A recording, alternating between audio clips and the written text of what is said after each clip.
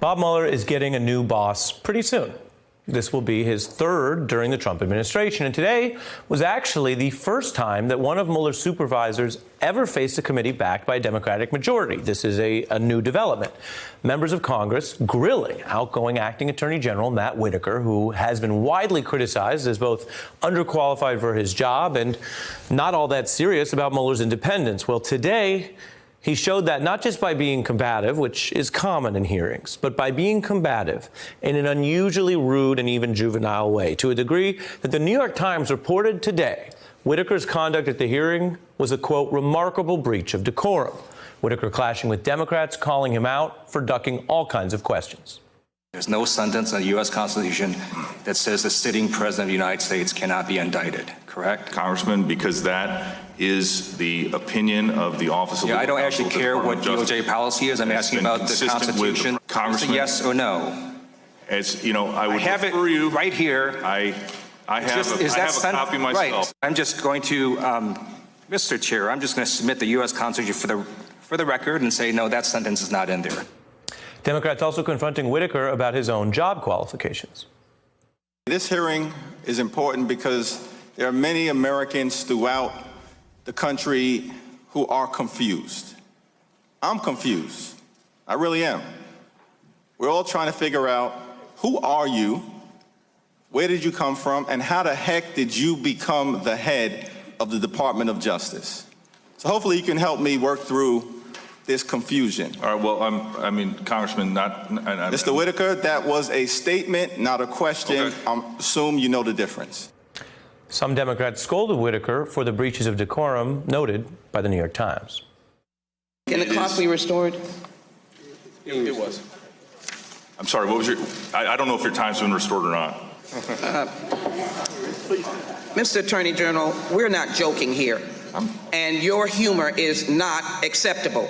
Now, you're here because we have a constitutional duty to ask questions, and the Congress has the right to establish government rules. The rules are that you are here. Democrats also looked at pushing Whitaker into any uncomfortable positions that could contradict what they believe his boss wants to hear from him. Is Mr. Mueller honest? Congressman, I have been on the record about my respect for Bob Mueller and his ability to conduct this investigation. So you don't believe you believe he's honest, you don't believe he's conflicted. Can you say right now, Mr. President, Bob Mueller is honest and not conflicted? Congressman, I'm not a puppet to repeat what you're saying. Are you able to say it, or do you not believe it? Congressman, I am not here to be a puppet to repeat terms and words that you say that I should say. Can you say that to the president? Now, Whitaker's goal through a lot of this may have been to evade and try to kind of grind down the hearing into a parsing, pettifogging haze that, frankly, exhausts the people participating or watching. And we've seen that tactic before. When a witness does that, they can achieve a kind of tactical progress, even though they also look bad. They look kind of uncooperative. And there were, I could tell you from going over this, a lot of moments of pettifogging today. But ultimately, when you get through all that and some of what we just showed you, there were important moments. The Democratic chair, Jerry Nadler, marched Whitaker into an explicit claim under oath that President Trump and he never spoke about the Mueller probe. It's a yes or no question. Have you communicated anything you learned in that briefing about the investigation to President Trump? Yes or no?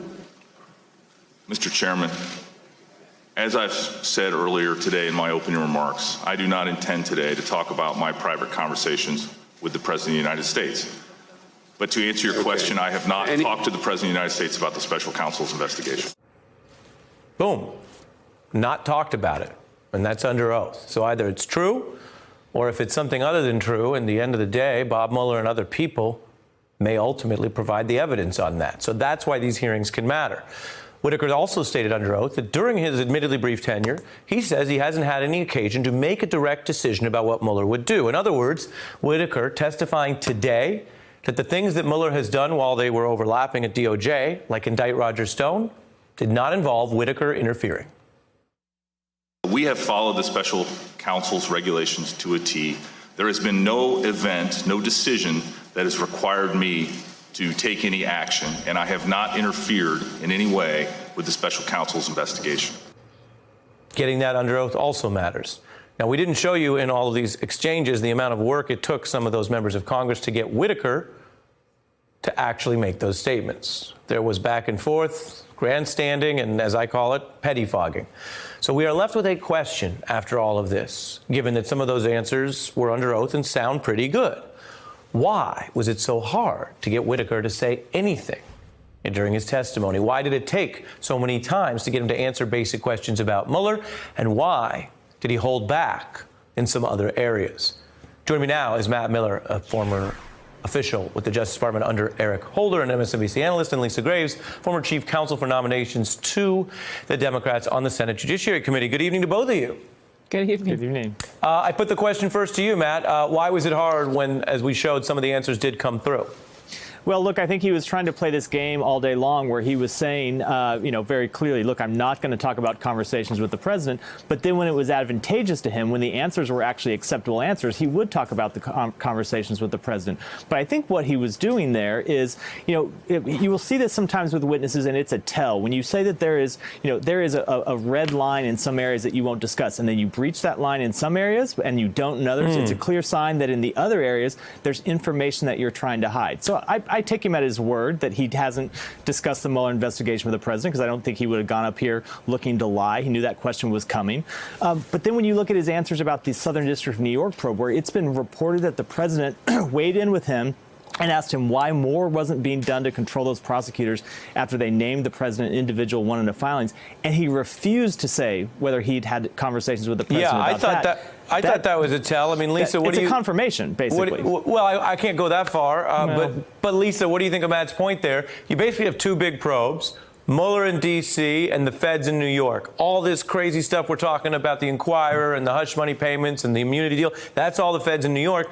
And you had a witness today say, look, I can't tell you anything, but I will tell you I didn't talk about this with the president. And on this, I just can't say. Is that to you a tell as well?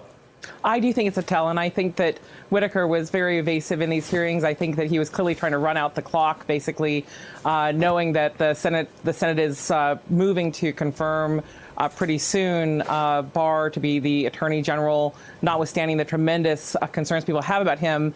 And I think Whitaker was, really evasive in other ways. He was evasive about the group that paid him hundreds of thousands of dollars, dark money group that he was at the helm of to try to attack climate change investigations by state attorneys general. He was not forthcoming about other matters. And so I think he came into this House in some ways the way he came into the public's life at DOJ, which is as someone who has proven himself again and again to be unworthy of the position of public trust that Trump tried to install him into at the Justice Department and put him in this position of power.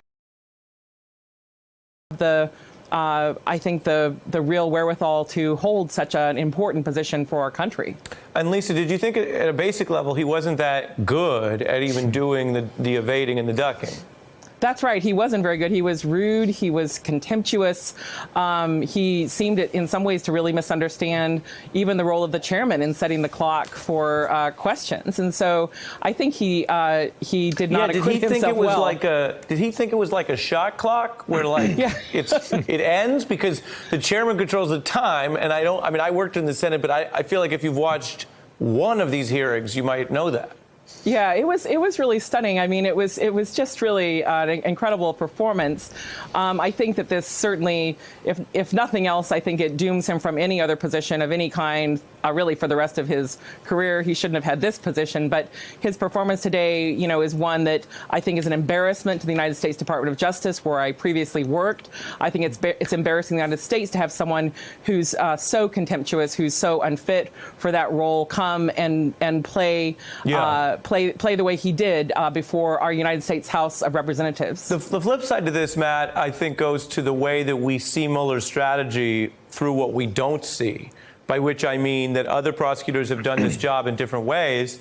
He obviously is well known for not leaking, but more so than that, he makes sure to have his supervisors out front and never him. So Rod Rosenstein announced indictments. Matt Whitaker gets roughed up here and then is basically out here telling a story under oath. Mueller's not under oath. He'll have to decide later if he wants to contradict any of this in his own way. Maybe it could potentially be relevant to obstruction if if anyone was lying. So what does that tell us about the way that Mueller seems to maneuver through what has now been several bosses? Well, two things about that. One, that Mueller has decided very, intentionally from the beginning of this investigation that he was going to speak only through court. And when he did speak through that mechanism, through court, what he said was going to be bulletproof. And so you would see indictments with very, that laid out the evidence, very meticulously in a way that was very hard to poke holes in. And he wasn't going to engage in political games. The second thing I think it tells you, because Mueller hasn't been out and hasn't allowed himself to become a political football. I mean, he gets attacked by the president, but not with any real, justification. It's hard to see someone He doesn't have a nickname, Matt. Yeah, that's right. It's hard to see someone like Matt Whitaker being able to roll him bureaucratically. I know a lot of people, and I was one of them, were concerned when Whitaker got this job that he was there to quash this probe. He was there to steer it, an untoward direction.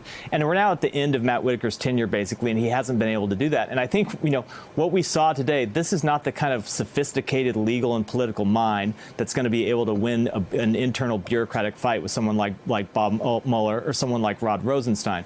So as worrying as the Matt Whitaker tenure was, and as much of an embarrassment it was for the department, and really a stain on this administration that they put someone like him in front of the Department of Justice, I think what we found is that at the end of that tenure, he's not been able to interfere with this probe in any meaningful way. Right, and you're saying never underestimate the limitations of incompetence.